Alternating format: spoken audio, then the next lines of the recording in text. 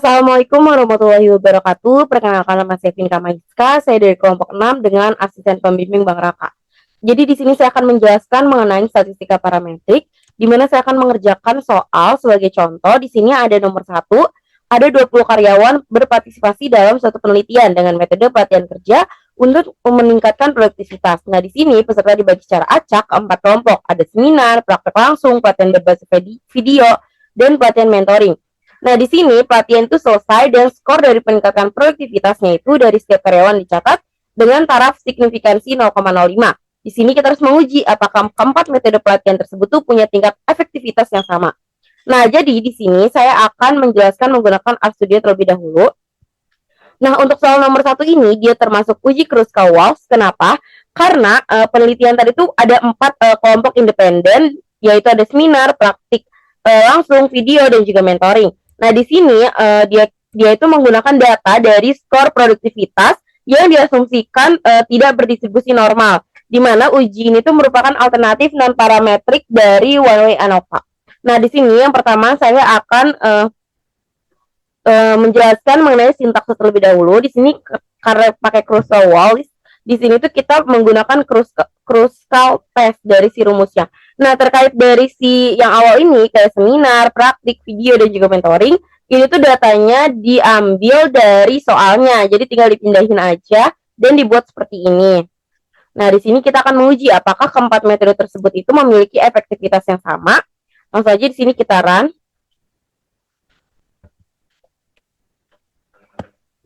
Ini udah kita run. Nah, di sini untuk hasilnya itu didapatkan untuk p-value di 0,0023 sekian dan untuk chi-square-nya di 14,48 dan df-nya itu 3. Nah, di sini bisa kita lihat bahwa keempat metode pelatihan itu H0-nya memiliki tingkat efektivitas yang sama, H1-nya minimal terdapat satu metode pelatihan yang memiliki tingkat efektivitas berbeda. Nah, di sini kita lihat bahwa p-value-nya adalah 0,02, berarti dia itu kurang dari 0,05. Maka H0 ini ditolak. Nah, ketika H0 ditolak, maka H1 diterima. Sehingga dapat kita simpulkan bahwa terdapat minimal satu perbedaan metode pelatihan memiliki tingkat efektivitas berbeda. Atau di sini tuh berarti perbedaan efektivitasnya itu signifikan antara metode pelatihan seminar, praktek langsung, video pembelajaran, dan juga mentoring. Nah, jadi seperti itu untuk soal nomor 1. Selanjutnya kita akan ke Minitab.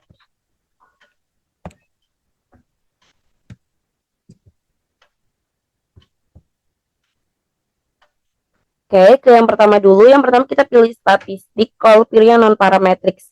Nah, tadi itu pakainya Kruskal-Walsh.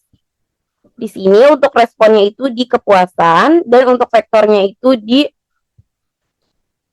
pelatihan atau di vektor. Lalu kita klik OK. Oke. Nah, di sini bisa kita lihat bahwa untuk DF-nya tadi 3, untuk p-value 0,002 sekian, untuk H-value-nya di sini 14,48. Nah, di sini bisa kita samakan untuk hasilnya. Nah, ini. Nah, hasilnya udah sama ya untuk yang di Minitab. Berarti kesimpulannya itu tadi p-value-nya itu kurang dari 0,05 sehingga H0-nya ditolak. Nah, di sini kan tadi pertanyaannya apakah keempat metode pelatihan itu punya efektivitas yang sama? Jawabannya tidak, karena ada perbedaan efektivitas yang cukup signifikan antara metode-metode tersebut. Oke, selanjutnya kita ke soal yang nomor 4. Di sini, sebuah perusahaan ingin mengetahui apakah jenis pelatihan kerja mempengaruhi tingkat kepuasan karyawan terhadap program pengembangan diri yang diberikan penelitian dilakukan terhadap 18 karyawan. Di sini diminta memberikan penilaian kepuasan dari skala 1 sampai 50 dengan taraf signifikansinya tadi itu 0,05. Lakukan pengujian untuk mengetahui apakah terdapat perbedaan yang signifikan pada tingkat kepuasan karyawan berdasarkan jenis pelatihan yang diikuti. Nah, di sini yang di nomor 4 ini, dia itu termasuk ke uji yang moods median. Kenapa? Karena dia itu digunakan penelitian untuk membandingkan median dari 3 kelompok independen, yaitu tadi ada seminar, workshop, dan juga mentoring. Nah, uji ini tuh digunakan untuk mengetahui apakah median tingkat kepuasan karyawan itu berbeda antar kelompok. Oke, karena di sini kita udah lihat soalnya, kita langsung aja ke sintaks yang RStudio. Nah, ini untuk sintaksnya, yang pertama itu input dulu datanya dari soal tadi. Lalu di sini kita menginput skor karyawannya, kepuasan karyawan, dilihat juga dari soal yang tadi. Nah, di sini menggabungkan data ke data frame. Lalu di sini untuk menampilkan data frame-nya dan membuat box plot-nya nih, box plot skor kepuasan karyawan. Lalu di sini kita akan menginstal patch-nya yaitu dari Airfight Memoir. Lalu di sini kita melakukan uji mood mediannya sesuai dengan tujuan awal kita. Nah, di sini di soal nomor 4 ini ketika kita sudah running nanti hasilnya itu akan seperti ini. Nih, akan seperti ini. Nah, yang pertama teman-teman di sini ketika teman-teman sudah menginput yang bagian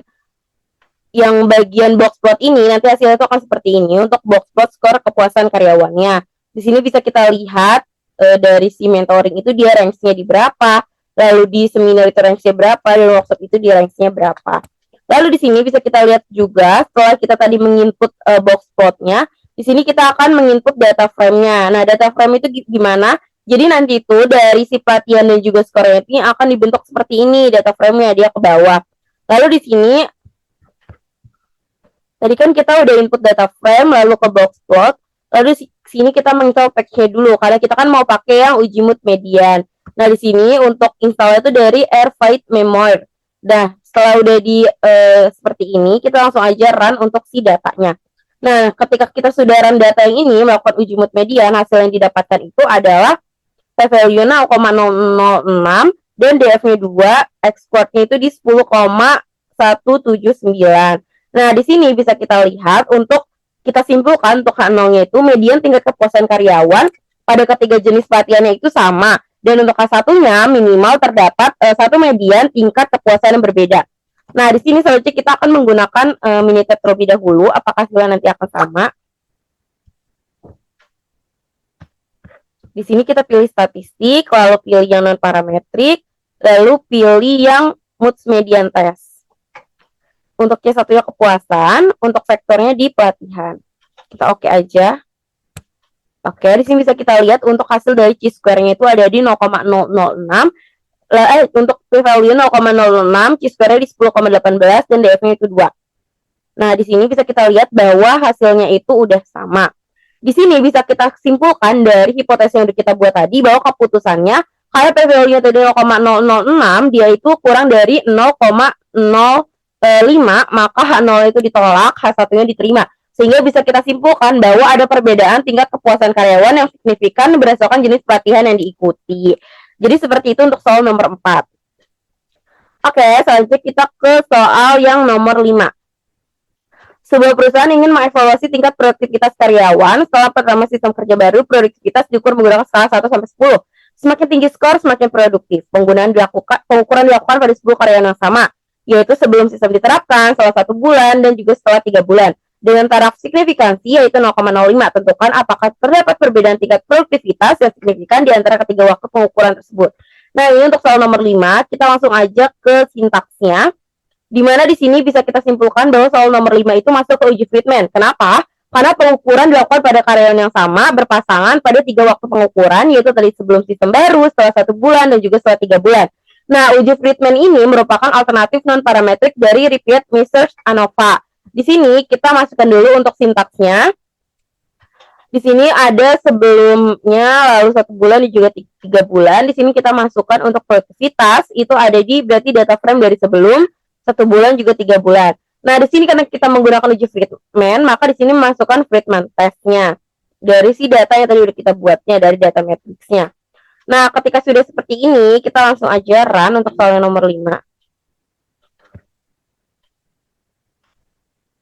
Oke, di soal nomor 5 ini berarti didapatkan di 0,00004 sekian, lalu untuk chi-square-nya di 20 dan df-nya 2. Kita langsung aja ke Minitab. Oke, kita langsung ke nomor 5, pilih statistik, lalu pilih non-parametrik, lalu masuk ke Friedman test. Nah, untuk produktivitasnya itu di respon, treatmentnya itu ada di pengukuran, yang ini, yang apakah tadi dia sebelum, 1 bulan, 3 bulan, dan untuk bloknya itu ada di karyawan. Langsung aja kita klik OK.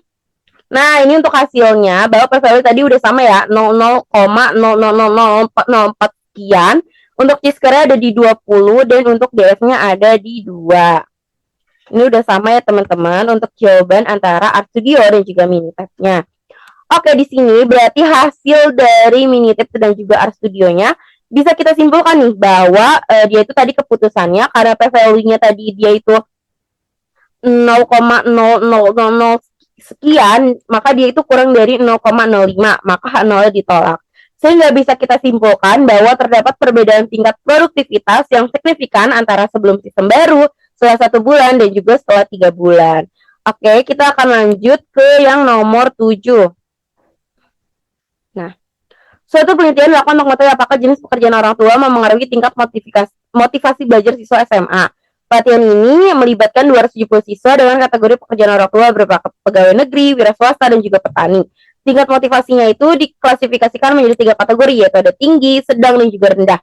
Nah, hasil pengamatan disajikan pada tabel berikut. Nah, di sini pakai kepercayaannya 95%. Oke, jadi seperti ini. Oke, kita langsung aja ke RStudio terlebih dahulu. Soal nomor 7. Nah, soal nomor 7 ini kita menggunakan chi-square. Kenapa pakai chi-square? Karena di sini tuh bisa kita lihat bahwa penelitian itu pengen mengetahui hubungan antara dua variabel kategori, yaitu tadi dari pekerjaan orang tua dan juga tingkat motivasi belajar dari siswanya. Oke, kita langsung aja run. So, kita lihat di sini kita masukin dulu untuk motivasinya. Di sini matriksnya kita masukin sesuai soal. Barisnya ini ada 3, barrownya tadi true. Lalu di sini kita ada listnya itu dari pegawai negeri, wira swasta, petani. Lalu ada juga dari klasifikasinya tinggi, sedang, dan juga rendah. Nah, kalau kita pakai chi-square berarti di sini chi.s. Oke, kita langsung aja run. Oke, bisa kita lihat di sini p-value 0,098, df-nya 4, dan di sini untuk x square-nya 7,81. Kita langsung aja ke Minitab. Oke, untuk di Minitab-nya kita pilih statistik, lalu pilih non parametrik, lalu pilih statistik, lalu pilih yang tables, lalu pilih chi-square test for association. Lalu di sini teman-teman bisa pilih yang summarized data in a two-way table. Lalu di sini di kolom constraint-nya itu yang dipilih yaitu ada di tinggi, sedang, dan juga rendah. Lalu untuk di barisnya ada di pekerjaan. Kita langsung aja oke. Oke, dari sini bisa kita lihat bahwa p-value-nya di 0,098. Lalu ada chi-square-nya itu ada di 7,820 dan 7,7941. Di sini ada di 7,820 ya kalau dibulatkan, berarti benar 7,820. Lalu di sini ada 0,098 dan df-nya ada di 4. Oke, di sini bisa kita simpulkan bahwa kita buat dulu hipotesisnya.